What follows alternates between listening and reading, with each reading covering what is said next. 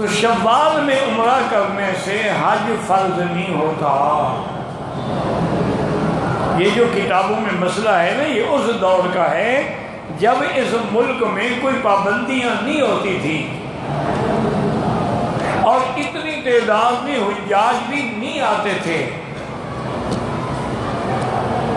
تو اس دور میں اجازت ہوتی تھی کہ بندہ مکے میں رہے، مدینے میں رہے، حج کرے۔ تو اس لیے علماء نے لکھا کہ جب اشہر حج میں تم مکے میں موجود ہو اور رکاوٹ بھی کوئی نہیں ہے تو اب تم پر حج فرض ہے۔ لیکن ہم جس دور سے گزر رہے ہیں، ہم تو یہاں ایک دن بھی زیادہ نہیں رہ سکتے، جتنا ہمارا ویزا ہے اس سے زیادہ رہنے کی ہمیں اجازت ہی نہیں ہے۔ تو جب رکاوٹ ہو گئی، قانون ہی نہیں ہے اور بغیر اجازت حج کرنے کی بھی اجازت نہیں ہے، اس لیے حج فرض نہیں ہوتا۔ آپ عمرہ کریں، آپ بالکل اپنے وطن کو جائیں، اور حج فرض اگر اللہ توفیق دے تو بعد میں دوبارہ حج کریں۔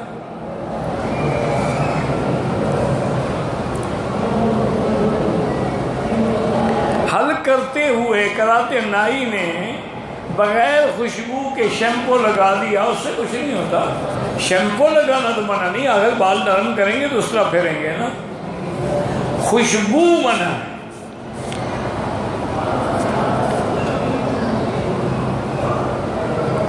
کہتے جی کہ اسلام میں پسند کی شادی جائز ہے، بالکل جائز ہے۔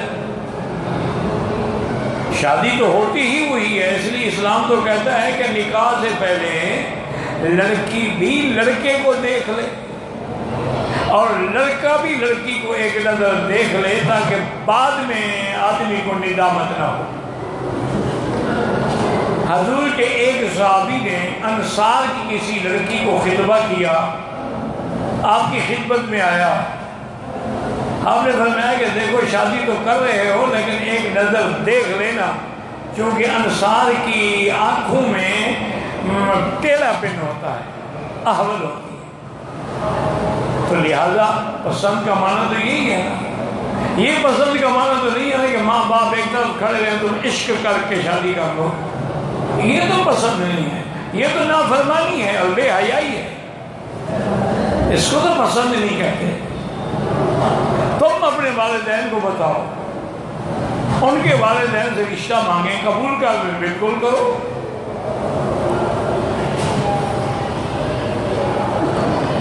اگر نماز کے دوران وضو ٹوٹ جائے اور میں پہلی صف میں ہوں، فوراً نماز توڑ دو۔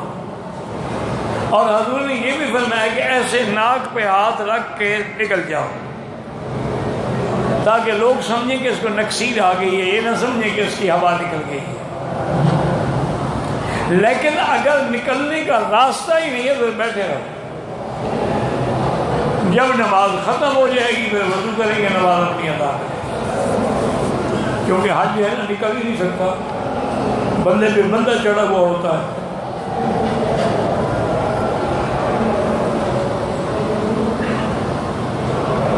بھائی جان میجر صاحب کے والد محترم شدید بیمار ہیں، اسلام آباد میں ICU میں ہیں، اللہ ان کو شفاء کاملہ عطا فرمائے، صحت عاجلہ دائمہ عطا فرمائے۔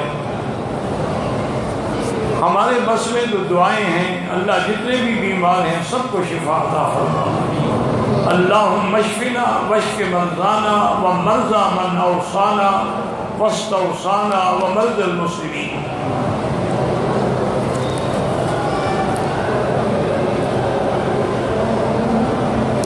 میں اور میری بہن والدین کے ساتھ آئے ہیں، والدین بیمار ہیں، میری بہن والدین کو چھوڑ کر حرم آ جاتی ہے، نہیں آنا چاہیے۔ والدین کے ساتھ رہنے اور خدمت کرنے میں تمہیں زیادہ ثواب ہے، اور جو ہاں تم ٹھہری ہوئی ہو وہ بھی تو حرم ہے نا، یہ ضروری تو نہیں کہ تم مسجد میں آ جاؤ والدین پیچھے پڑے رہیں، یہ تو گناہ ہے۔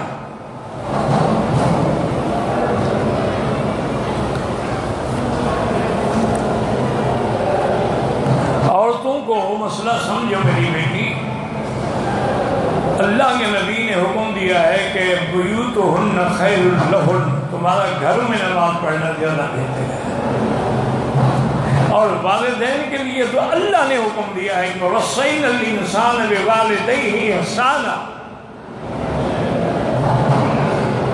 کہ والدین سے بھلائی کرو۔ حتیٰ کہ ایک آدمی نے حضور سے اجازت مانگی جہاد میں، فرمایا جاہد فی ابواک، اپنے والدین کی جا کے خدمت کرو۔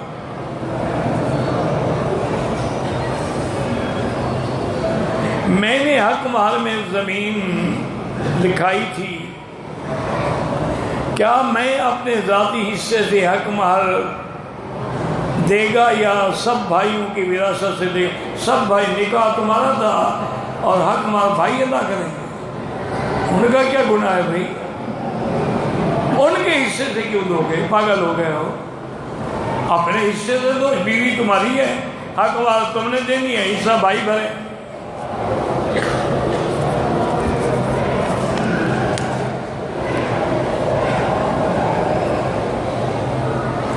کہتے ہیں جی کہ آج کل مسلمانوں میں اتحاد نہیں ہے، اور مختلف مسلک کے علماء نے اپنے اپنے ادارے بنا لیے ہیں، جھگڑے بنا لیے ہیں۔ بہرحال گزارش یہ ہے جی کہ یہ اختلاف رہے گا، یہ ختم نہیں ہو سکتا۔ اللہ نے قرآن وَلَوْ شَاءَ اللَّهُ لَجَعَلَهُمْ أُمَّةً وَاحِدَةً، اللہ چاہتے تھے سب کو ایک دین پہ کھڑے کرتے، کوئی یہودی نصرانی نہ ہوتا۔ اسی میں تو امتحان ہے نا، حق بھی ہو باطل بھی ہو، نور بھی ہو ظلمت بھی ہو۔ تم صرف یہ کوشش کرو کہ حق والوں کے ساتھ رہو۔ بار 20 فرقے کیا ہو، حضور نے فرمایا میرے بعد 30 آدمی تو نبوت کا دعویٰ کریں گے، 30 دجالون کذابون۔ بہرحال دعا کرو، مسلمانوں میں اتحاد کی کوشش کرو، لیکن یہ بات ناممکن ہے۔ گھر کے تم 10 آدمی ہو، تمہارا اتحاد نہیں ہے تو تم ساری دنیا کو متحد کرنے کے لیے چل رہے ہو۔ پہلے گھر کو تو متحد کرو، پھر محلے والوں کو متحد کرو، پھر شہر والوں کو متحد کرو۔ تم دین پر لگے رہو بس۔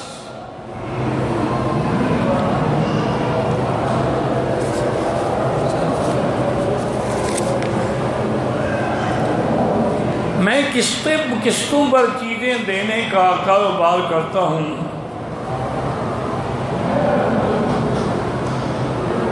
یا تو ہمارے کھاتے میں کو چیز ڈال دو یا ہمیں پیسے دے دو تاکہ ہم سود والے پیسے واپس کر دیں۔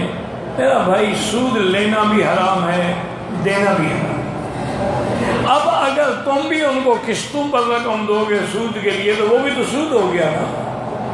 ایک ہے قسطوں پر چیز فروخت کرنا، کہ بھئی یہ گاڑی ہے 10 لاکھ کی، قسطوں پہ ہے 12 لاکھ کی، 3 سال میں قسطیں ہوں گی، وہ جائز ہے۔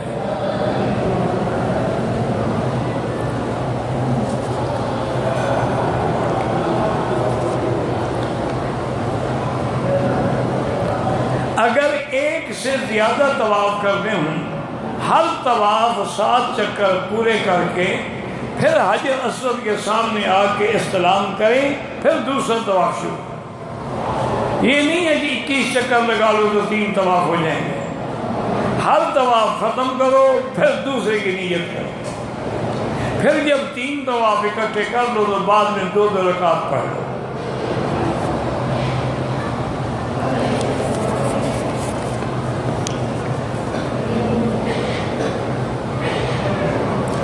ایک عورت نے مدینہ پاک کی میقات سے احرام باندھا، مکے پہنچ کر عمرہ ادا کرنے سے پہلے ماہواری شروع ہوگی، چھٹی کم ہونے کی وجہ عمرہ ادا کیے بغیر واپس چلے گئے۔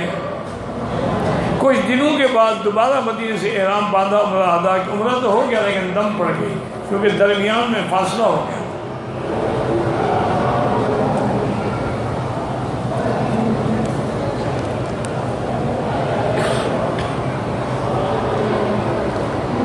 بچپن سے کھانے کی عادت ہے پہلے عمرے کے دوران بے احتیاط اچھا ناخن کاٹ دیں گے، اس پہ کوئی دم نہیں پڑتی لیکن کوشش کرو کہ نہ کاٹیں۔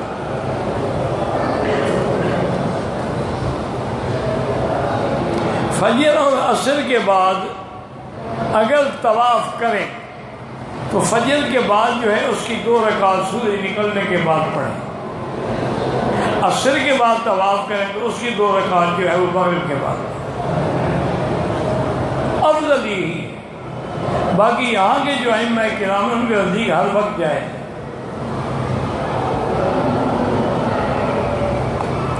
اکیلے بھی عورت طواف کر سکتی ہے یا محرم ساتھ ہو، اکیلے بھی کر سکتی ہے، ضروری تو نہیں کہ محرم کا ہاتھ پکڑا ہوا ہو۔ عورت احرام کی حالت میں وضو کے دوران سر کا مسح کیسے کرے، کپڑا اتار دے کیسے کرے، کوئی پٹی بندھی ہوئی ہے، زخم ہے، وہ تو تم نے خود باندھی ہے، شریعت نے تو نہیں باندھی، اس کو کھول دے پھر مسح کرے۔ اگر اس کے اوپر مسح کر دیا نہ وضو ہوگا نہ نماز ہوگی نہ طواف ہوگا۔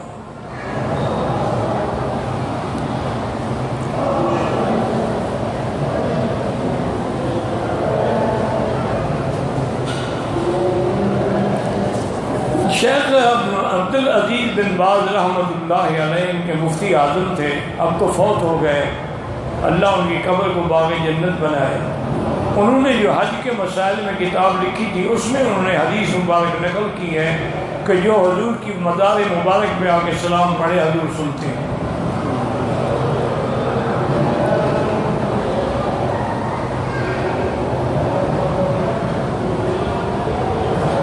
حضرت میرا ایک بھائی ہے، بھائی کو زکوٰۃ دے سکتے ہو؟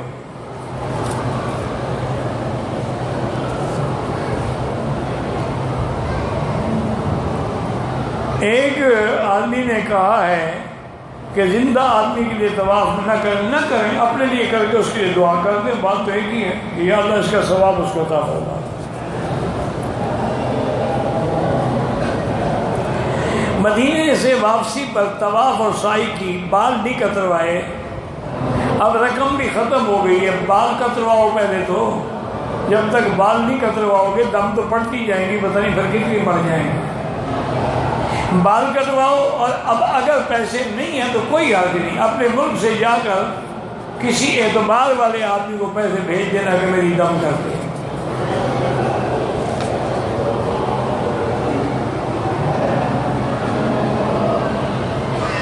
ایک عورت نے مسجد عائشہ سے احرام باندھا، عمرے کی نیت کی، طبیعت خراب ہو گئی، واپس بھی جانا ہے، اس کو سب سے پہلی بہتر یہ ہے کہ وہ فلائٹ تبدیل کرے، جب پاک ہو جائے عمرہ کر کے جائے۔ اگر ایسے چلی جائے گی نا دم بھی پڑے گی اور اس کو پھر آ کے عمرہ بھی کرنا پڑے گا۔ حتیٰ کہ اس لیے بعض علماء نے تو ایک گنجائش لکھی ہے کہ اسی حالت میں عمرہ کر لے اور دم دے دے، لیکن بہتر وہی ہے کہ پاک ہونے کا انتظار کرے۔ تجارت کرتے ہیں یعنی ایک برتن 10 روپے کا خریدتے ہیں، 20 روپے کا فروخت کرتے ہیں ادھار پہ، 1 سال بعد رقم وصول کرتے ہیں، وہ جائز ہے۔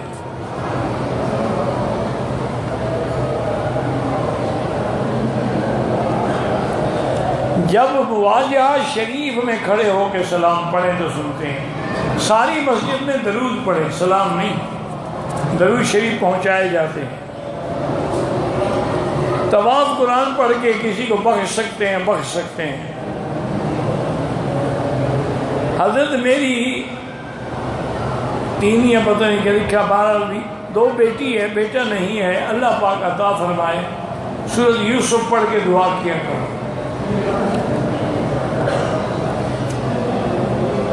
جو آدمی دم نہیں دے سکتا اس کے بدلے میں روزے رکھ سکتا ہے؟ بالکل نہیں رکھ سکتا۔ روزے جو ہیں وہ دم تمتع اور دم قران کے ہیں، کہ جو حج تمتع کر رہا ہے یا حج قران کر رہا ہے اور اس کے پاس دم کے پیسے نہیں ہیں تو 3 ایام فی الحج و 7 اذا رجعتم 3 روزے حج میں رکھ لے اور 7 بعد میں رکھ لے، اس دم کے نہیں ہیں، دم جبر کے، یہ تو دم دینی پڑے گی۔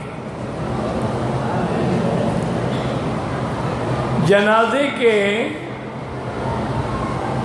پتہ نہیں دعا بہتر ہے یا نہیں، پتہ نہیں کیا بہتر ہے کہ نہیں، بہرحال جنازہ ہے ہی دعا، جنازہ میں کیا ہوتا ہے، دعا ہی تو ہے، بعد میں جو مانگتے ہیں وہ تو بدعت ہے۔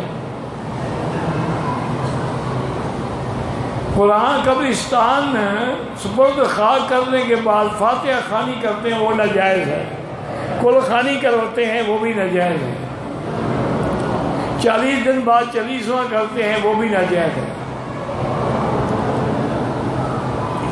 دیکھو نا بھی میرا بھائی، اب یہ الٹی منطق ہے کہ جی اس کی دلیل دیں کہ 40واں نہ کرو، تو جلیسیں کرنے والا دلیل دے، ہم کیوں دیں؟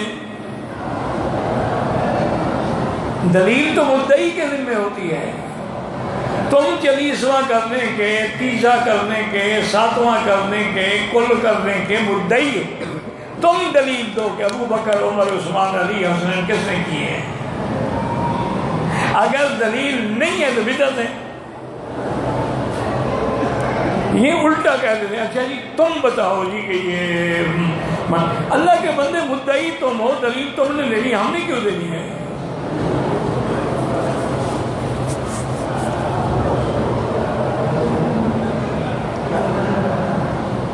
بھائی ایسا لکھتے ہو جو مجھے پڑھا بھی جاتا، اور خدا کی قدرت ہے اصل میں آج میرے آنکھوں کے معائنے کا دن تھا ہسپتال میں، تو انہوں نے کئی قسم کے قطرے ڈالے، تو اس کا بھی ابھی تک اثر ہے کہ مجھے اینک سے بھی صاف نظر نہیں آ رہا۔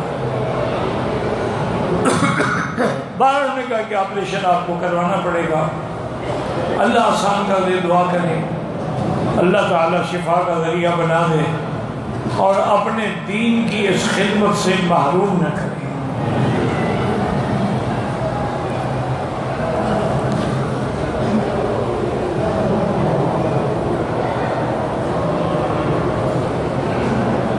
مجھے 3 رشتے کے آفر ہے، میں چاہتا ہوں کہ میرے لیے کون بہتر ہے، 2 رکعت نماز پڑھ کے استخارہ کر لو، اور جو بچ جائے اس کا میرے ساتھ رشتہ کروا دو۔ پتہ نہیں کیوں مجھے تو اس وقت سب سے زیادہ ضرورت ہے۔ اصل میں وجہ یہ ہے کہ جوانی میں تو شادی ہوتی ہے عیش کے لیے، اور بڑھاپے میں ضرورت ہوتی ہے خدمت کے لیے کہ کون سنبھالے، کون اٹھائے، کون بٹھائے۔ یہ نہیں ہے کہ، اور پھر اللہ کی شان یہ ہے کہ بڑے بڑے بزرگوں نے، علماء نے، اولیاء اللہ نے آخری عمر میں بھی شادی کی۔ یہ کو منع تو نہیں، ہنسنے کی بات تو نہیں، آخر تم 3 سے تو نہیں کرو گے نا، 1 سے کرو گے تو 2 تو سپیر ہو گئی۔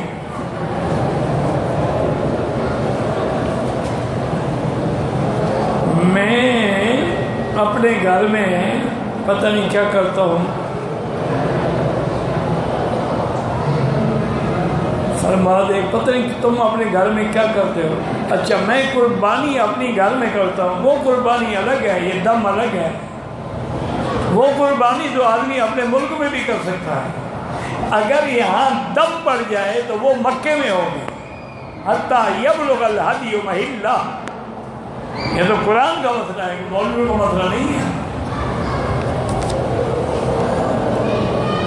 حلق کے دوران نائی نے انار کے خوشبو والی شیمپو لگائی تھی، بہرحال جس میں خوشبو ہو وہ نہ لگائے، انار کی ہو یا مالٹی کی۔ اب صدقہ کر دو، آئندہ احتیاط کرو۔ رفع یدین جو کرتے ہیں ان سے بھی جھگڑا نہ کرو، اور جو نہیں کرتے ہیں ان سے بھی جھگڑا نہ کرو، کیونکہ حدیث نہ کرنے کی بھی موجود ہے۔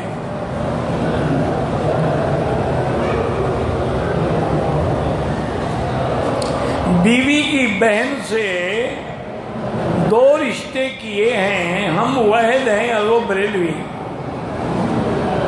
ایسے باغی ہو گئے ہیں کہ تقریباً طلاق تک پہنچا ہے،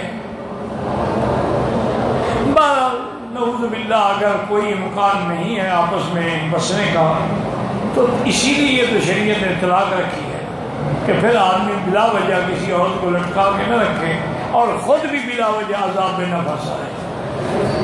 باقی جادو کیا ہے تو سورۃ البقرہ پڑھ کے دم کرو، اور سورۃ البقرہ اس کو کہو کہ وہ ہیڈ فون لگا کے سنے۔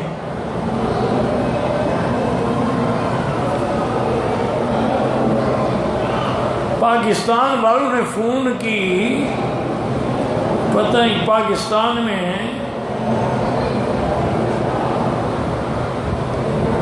پتہ نہیں کیا جو بھی ہے، اللہ پاکستان کی حفاظت کرے، پر اللہ ہر شر سے بچائے۔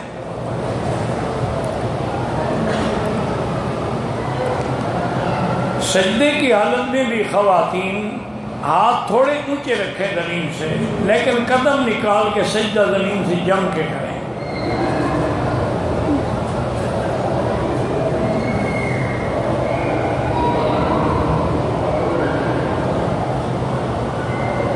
ایک بوڑھی عورت حضور صلی اللہ علیہ وسلم پر کوڑا ڈالتی تھی، بالکل ٹھیک ہے، صحیح بات ہے، حضور کے راستے میں ڈالتی تھی، حضور گزرتے تھے تو ڈالتی تھی، اور پھر رحمت دو جہاں کا کردار دیکھیں، وہ بیمار ہو گئی تو حضور دعا کرنے کے لیے تشریف لے گئے۔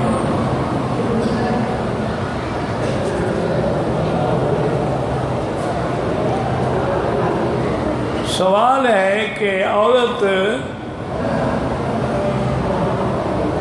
پتہ نہیں کیا لکھا ہے، واضح لکھو، صاف لکھو، پڑھا بھی تو جائے نا،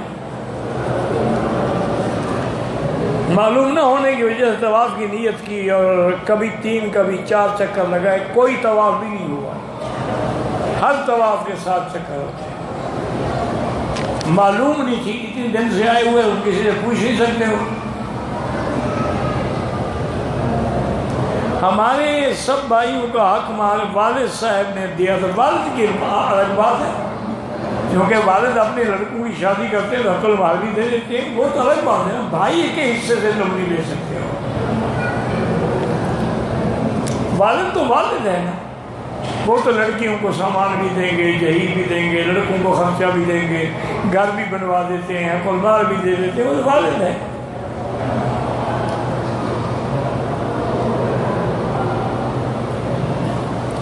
میں حج کے لیے خادم کی حیثیت میں آیا ہوں، میں نے چھٹی لی ہے 3 مہینوں کی، حج ہو جائے گا، ہوگی انشاءاللہ ہوگی۔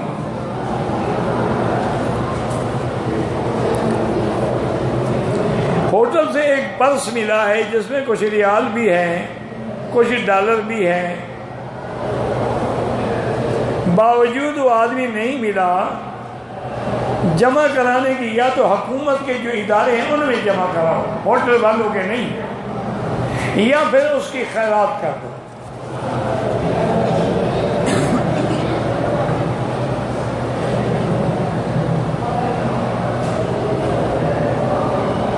مسائل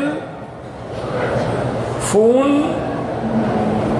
پتہ نہیں بڑھتی جا رہی ہے، اس کے قوانین بنائے جائیں اور لکھ کے حکومت کو بھیجیں، میں حکومت میں نہیں ہوں۔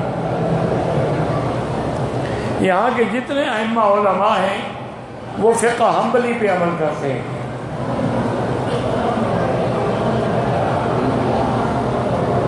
نکاح ثانی کی ترغیب نہیں دیتے اور نہ ہی کرتے ہیں۔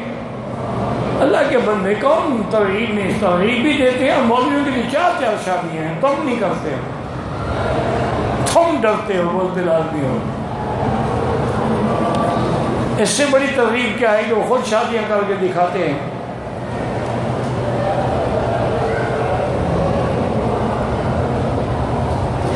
ایک آدمی حج کرنا ہے اور اس نے اپنے بالوں کا علاج کرایا ہے، حج میں بال کاٹنے ہیں، ڈاکٹر نے بال مڑنے سے منع کیا ہے۔ بہرحال بات یہ ہے کہ اگر تم نے وہ بال لگوائے ہیں تو ہر حال تھوڑے تھوڑے کاٹو، سارے سر سے، سارے نہ کاٹو لیکن تھوڑے تھوڑے سارے سر سے کاٹو، کیونکہ جب تک، یا پھر امام شافعی رحمۃ اللہ علیہ کے فقہ پہ عمل کرتے ہوئے 3 تھوڑے سے بال بھی کاٹ دو تو اسی مسلک کو دیکھ کے لوگ کرتے ہیں. تم تو مجبور ہو نا، ورنہ سارے سر پہ اس طرح پھروائیں. مکہ کے مقامی کے لیے حج کیا ہے؟ حج افراد ہے. وہ تمتع اور قران تو کر ہی نہیں سکتے.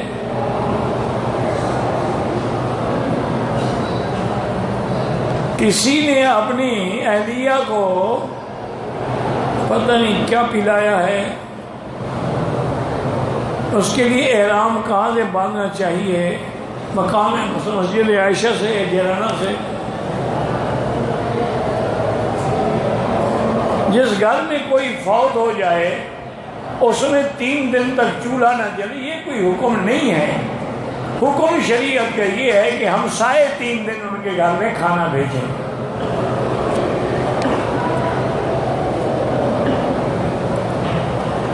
کالے جادو کا علاج سورۃ البقرہ ہے. سورۃ البقرہ ٹیلی فون میں فیڈ کر لیں اور ہیڈ فون لگا کے سنیں. 11 دن تک روز سنتے رہیں، انشاءاللہ سب شیطان بھاگ جائیں گے. ایک عمرے کا ثواب جو ہے ساری امت کو نہیں دیا کہ ایک کے لیے ایک.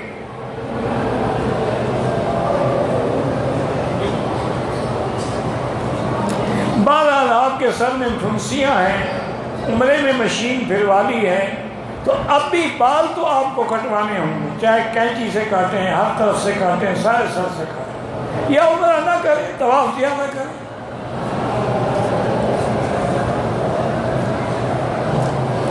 حجر اسود کو بوسہ دینا جائز ہے، رکن یمانی پہ ہاتھ لگانا اور ملتزم پہ سینہ لگا کے دعا مانگنا جائز ہے. حکومت خوشبو نہیں لگاتی کیونکہ ہماری منہ سے بدبو ہوتی ہے، اس لیے لوگ لگاتے رہتے ہیں تاکہ وہ بدبو کے اثر کعبے میں نہ رہے. تم جب احرام نہ ہو بعد میں جا کے اگر لگ جائے خوشبو کوئی بات نہیں.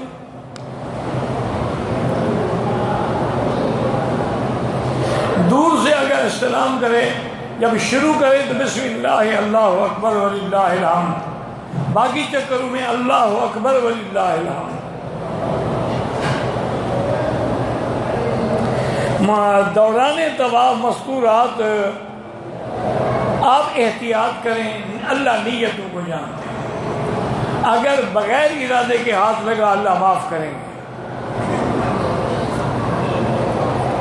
اگر طواف کر لیا، صفا مروہ نہیں دوڑا، ایک ہاتھ کے ناخن کاٹ لیے، دم پڑ گئے، ملتزم وہ ہے حجر اسود سے لے کر دروازے کی چوکھٹ تک، یہ ملتزم ہے.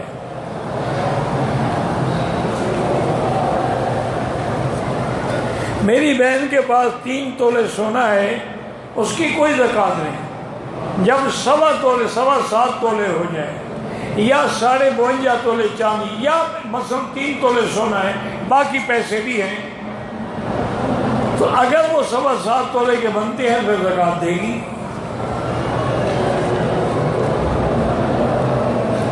میں نے مدینے سے احرام باندھ کے آیا، طواف کیا، صفا مروہ دوڑا، سر کے تھوڑے حصے میں تقریباً 1 انچ جتنی جگہ سے بلیڈ سے بال اتارے، دم پڑ گئے، سارے سر کے بال اتارے.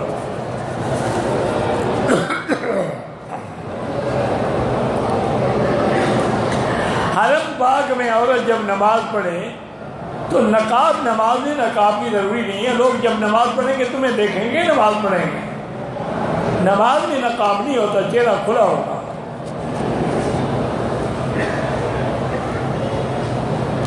طواف کے دوران قرآن و حدیث کے علاوہ ہم اپنی زبان میں بھی دعائیں مانگ سکتے ہیں. ہاں مانگ سکتے ہیں. میدان حشر عرفات نہیں ہوگا، شام ہوگا، یہ تو لوگوں نے بنا رکھا ہے.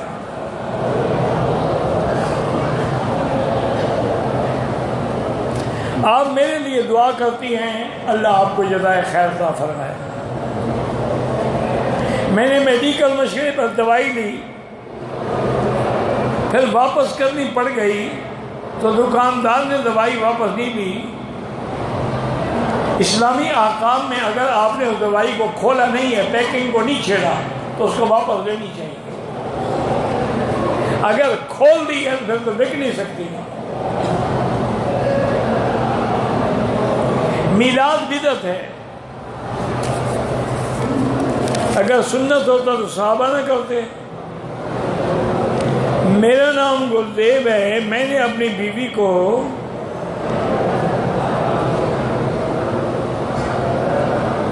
سننے کے باوجود بھی صبح 4 بجے کے قریب اپنے بھائی کے ساتھ لاہور چلی گئی، اور پھر میں اٹھا اور جیسے اٹھا معلوم ہوا کہ چلی گئی ہے تو میں نے غصے کی صورت میں فون کال پر طلاق دے دی۔ بالکل طلاق ہو گئی، فون پر دو یا اپنی زبان سے دو۔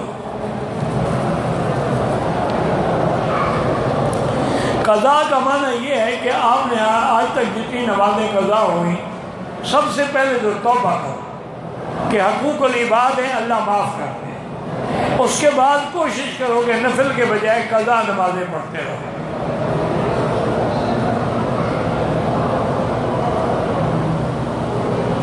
بھئی مجھے کسی بھی پیر کے بارے میں معلومات نہیں ہے، میں ایک طالب العلم آدمی ہوں، کسی عالم کے بارے میں تو میں بتا سکتا ہوں، لیکن بزرگوں کے بارے میں، پیروں کے بارے میں جب تک آدمی کی صحبت نہ ہو، ساتھ نہ ہو، قرب نہ ہو، ملاقات نہ ہو تو کیسے بات کر سکتے؟ ویسے سب پیر اچھے ہیں، اللہ ہدایت دے۔ مسجد عائشہ احرام باندھ کے آئی، ہوٹل میں گئی، گرمی کی وجہ سے کپڑے تبدیل کر لیے، کوئی حرج نہیں۔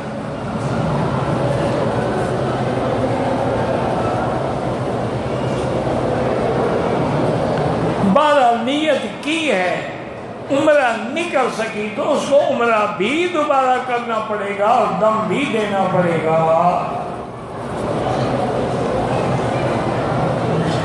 دو آدمیوں نے عمرہ کیا، طواف صفا کے بعد وہ ایک دوسرے کے سر پہ اسرا پھیر سکتے ہیں، آپ پھیر سکتے ہیں؟ یار مہربانی کر کے کچھ صاف لکھا کرو، پڑھا بھی تو جائے نا۔ مسجد عائشہ میقات ہے، میقات نہیں ہل ہے، یعنی مکے والے اگر احرام باندھنا چاہیں تو وہاں سے باندھ سکتے ہیں۔ احرام کی حالت میں چوٹ لگی، خون نکل آیا، کوئی جرمانہ نہیں۔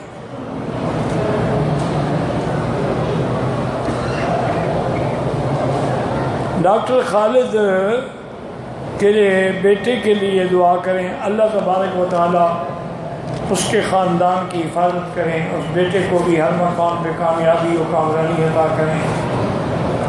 وہ تو میرے بھائی تھے، اللہ ان کی قبر پہ رحمت کرے۔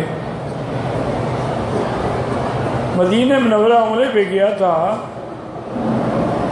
2 جولائی کو جدہ جانا ہے۔ جدے کے لیے عمرہ ضروری نہیں ہے، یعنی اگر کوئی جدے جائے تو واپس آئے مکے میں تو عمرہ ضروری نہیں۔ مدینہ پاک سے واپس آئے ضروری ہے، وہ میقات ہے۔ طائف سے واپس آئے ضروری ہے، وہ میقات ہے۔ واللہ اعلم۔ ربنا تقبل منا انک انت السمیع العلیم وتب علینا انک انت التواب الرحیم۔ یا حی یا قیوم برحمتک نستغیث یا غیاث المستغیثین اغثنا اغثنا اغثنا علیک توکلنا و الیک انبنا۔ یا حی یا قیوم یا ذی الجلال والاکرام۔ اللہم انا نعوذ بک عن البرص والجنون والجذام وعن سیء الاسقام۔ اللہم انا نعوذ بک عن الکفر والفقر وعن غلبۃ الدین وقہر الرجال۔ اللہم انک عفو کریم عظیم تحب العفو فاعف عنا۔ اللہم انصر الاسلام والمسلمین۔